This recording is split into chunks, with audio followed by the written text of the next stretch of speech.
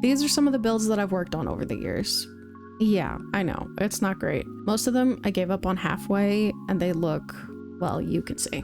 Hello and welcome to the Dreamery. I'm Sunny and this is the first episode of I Can't Build in Video Games, so I'm learning how to. It's a working title. And today I'm attempting to build a small starter home in Paralives to see where my skills are at now. In this series, I'm going to be working on bettering my building skills. That means things like exteriors, landscaping, roofing, floor plans, interior design, making sure that builds are functional for the gameplay, and more. If you'd like to watch me struggle and hopefully over time get better at building, stick around. I knew I wanted to build a starter home because I wanted to start simple. And then I realized I'm not actually really sure what a starter home is. I know that it's usually small, affordable house that is probably suitable for 1 to 2 people, or maybe people who are wanting to start a family. I don't know. I'm still not sure, but I didn't want to look up anything, so I just kind of went with a starter home that's made for 1 person. And I ran into a few issues, obviously, like I didn't want to just build a rectangle, so I went for this kind of L shape.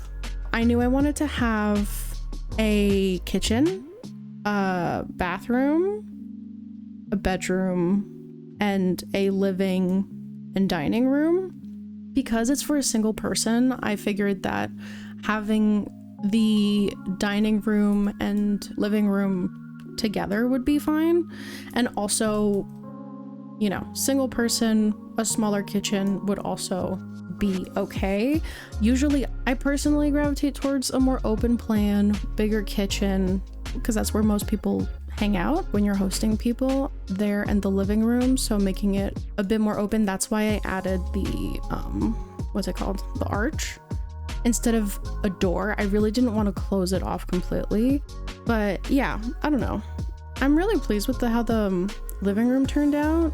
I really wanted to add more depth to the outside of the house, but I could not for the life of me get this space to be a different texture. So I wanted to do this kind of green siding and then have a more brick or stone siding for that part of the house to make it look a little bit more, I don't know, add more dimension, make it more visually interesting instead of all one color. But then that was really horrible.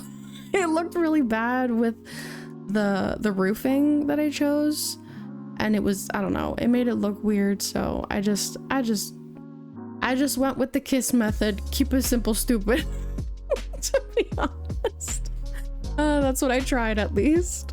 And I mean, it's fine. It looks a little bland, but it's not bad. I like the color I chose, at least. I like that green. I think the layout was harder than I thought it would be for me to kind of figure out, because I knew what rooms I really needed. It's just where they make logical sense to place was really difficult. I knew that the bedroom realistically made the most sense to be apart, because that is somewhere that only my para would be living usually. Like that's kind of their private area. But yeah, I really, for the living room, I kind of used the sofa to break up the space a little bit so that there's kind of an entrance space here, and then this is like the designated living room area. I thought that made sense. And then thankfully this is actually functional. The whole build is functional. I've tried it, but yeah, I don't know. I mean, again, it's a starter home, so not having a full dining room table, if this was for more than 2 paras, I'm not sure that this would be really functional, to be honest. Oh my god, I'm realizing now my windows, I mean, they're not even the same size, so I guess it's fine, but yeah, like that's not the same height. Regardless, I don't know. Windows I find extremely confusing. I don't know if you're supposed to have them on the same level everywhere. If they're similar like this, I don't know what looks normal, but yeah, these windows, man. The windows were a struggle. The windows are always a struggle for me. I don't know why. I don't know if they're supposed to be, I don't know where to put them. I don't know what makes sense. I mean, are they supposed to be at the same height and level as the door? Are they supposed to be kind of in the middle, or just I don't know. Windows, I also never know where to place them. I placed it here with the curtains so there wouldn't be a glare, and that's why I ended up actually removing this, because there were 2 windows here. I figured it might be nice to frame the dining room area, but yeah, I don't know. I figured that would be too much, and also, to be honest, the curtains, all of it together, looked kind of ridiculous to me, so I thought this balanced out the room a little bit better. That's another thing. I wasn't sure if this looks realistic or ridiculous, but I did choose to keep the wood color of the door the same as the shutters for all of the windows, because I thought that might look more cohesive and nice. Is that realistic? Is that a thing that makes sense? I don't know. I'm not sure. I'm really not sure. But yeah, that's another thing that I've really struggled with. And this is in any building game where there's different colors to choose from. With woods, do you mix wood colors? How many different wood colors is too many wood colors? I don't know. If you know, please let me know. Because there's this, the flooring, and then there's the dining room situation, and then there's these. I think I did end up matching the door and the shutters and these things to be the same color, so they're but how much is it too matchy? I don't know. I'm really not sure. The bathroom was also a pain. Either. I remember when I was building, I built it outside here, and I thought it looked like a weird little outhouse that was actually attached, and it looked awkward, so I didn't go with that. And it also made I didn't want to make the roofing situation more complicated than it needed to be. And then I moved it to the middle, but then I had this weird little hallway that made things it broke up the space really bizarrely, and it was kind of a weird hallway. I didn't like it, so I just ended up putting it in the corner and hoped for the best. And yeah, that did mean I had to do the kitchen, make it smaller, but I think it worked out okay in the end, even though, I don't know, our bathroom's usually as big as the kitchen. Who knows? Not me, that's for sure. And yeah, I kept the kitchen really simple. I tried to add a little bit more color. I tried to keep the color story somewhat cohesive, not add too many colors that wouldn't go together.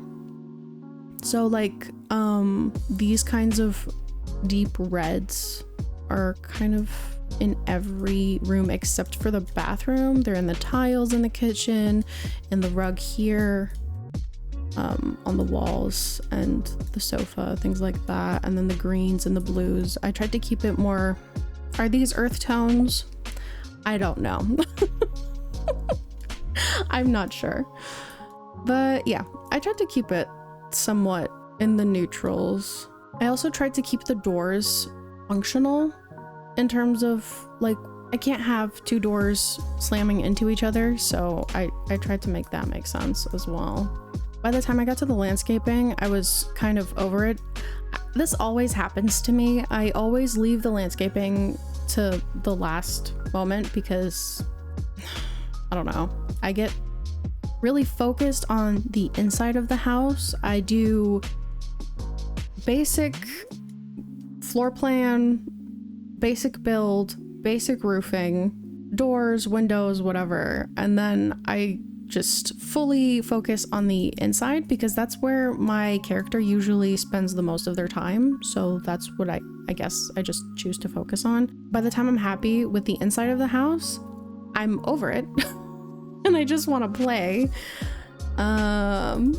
because I usually build things in one session. So yeah, I get to the landscaping and I'm over it. So I honestly, as you can tell from the previous builds I've made, I don't ever landscape ever. I mean, I tried. This is me trying. I did a path. I put in a few bushes. I put in a couple of trees. That's a lot for me, not gonna lie. So I guess that's a win. But yeah, it's definitely something that I would like to work on in the future. I love seeing other people builds, and when the landscaping really, I don't know, I feel like it brings the whole build together. I never can be bothered. So that's something I definitely want to focus on in future episodes. And I don't know if that's because I spend too much time on the inside of the house, or I almost bulldozed this lot. I don't know. I'm not really sure. I don't know if that means I just need to break up the time that I spend building, or just make my building sessions shorter, or focus less on the inside of the house. I'm really not sure how to fix that, because I love a garden. I love landscaping as a concept. I just don't like doing it. And I don't know, maybe it's something that I need to focus on, making sure I do the landscaping before I start with the inside. But what I find really hard about that is that means I'd have to commit to the layout before actually placing certain items in the rooms. So I think maybe it's maybe it's a fear of commitment. Maybe that's what it is, because I don't want to mess with the roofing and the exterior more than I have to. And I think that might be why I leave the landscaping to be the last thing I do. I don't know. If you have any tips, please let me know. I'm a noob. I don't know what I'm doing. But I would love to have the energy and the mental capacity to actually focus more on landscaping, because I think it really makes a build stand out, and it really makes it look nice. I don't know. Also, okay, so I love clutter. I love decorating in games. I think that's my favorite part of building in general, is finding the right picture, knowing where to put it, adding plants everywhere. But yeah, I don't know. I feel like it really, I mean, besides being a chaos gremlin who loves trinkets, it's also because I feel like the clutter really adds personality to the space.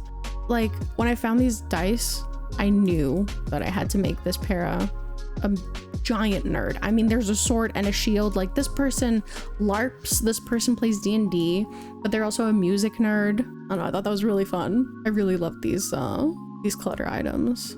All in all, this is the final build. I'm actually pretty happy with how it turned out. I feel like next time I'll really focus on getting a clear idea for a floor plan, and in general focus more on exteriors and the landscaping, because I know those are the areas I have the most difficulties with. But for now, I think this is actually a pretty good starting point. I think I'll probably revisit this build at some point when I've hopefully gotten better building, so I can see how far I've come. I think Paralives has a lot to offer in terms of learning how to build, but I'm also planning on including other games with different building systems to challenge myself. But that's all for today. Thank you so much for watching. If you have any tips or any constructive criticism, please leave them in the comments. Y'all know I need it. But please take care, and I'll see y'all in the next one.